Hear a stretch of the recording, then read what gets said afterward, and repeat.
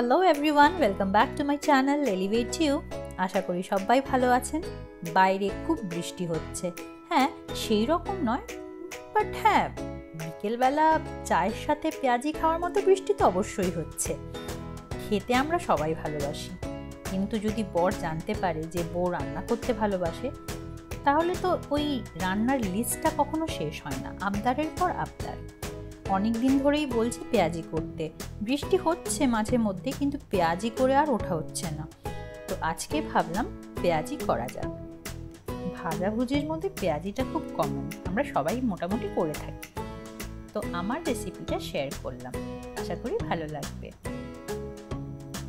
প্রথমে আমি 3টে বড় সাইজের পেঁয়াজ কুচি করে তার মধ্যে 4-5টা কাঁচা লঙ্কা কুচি অ্যাড করে তাতে স্বাদ মতো নুন, হাফ টিস্পুন চিনি মাখিয়ে 5 থেকে 10 মিনিট রেখে দিয়েছি।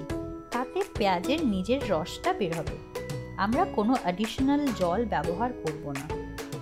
5 থেকে 10 মিনিট পর পেঁয়াজ থেকে ভালো রকম জল বেরোবে। তার মধ্যে অ্যাড করব 2 চামচ বেসন, 2 চামচ ময়দা, 1 চামচ চালের গুঁড়ো। চালের গুঁড়োটা অপশনাল, আপনারা চাইলে অ্যাড করতেও পারেন, আবার নাও করতে পারেন। সব কিছু একসাথে ভালো করে মেখে তেল গরম করে তেলে ভাজবো। শেপটা একটু চ্যাপ্টা মতো হবে। ব্যাস, লাল করে ভাজুন, সাথে চা বানান আর সার্ভ করুন।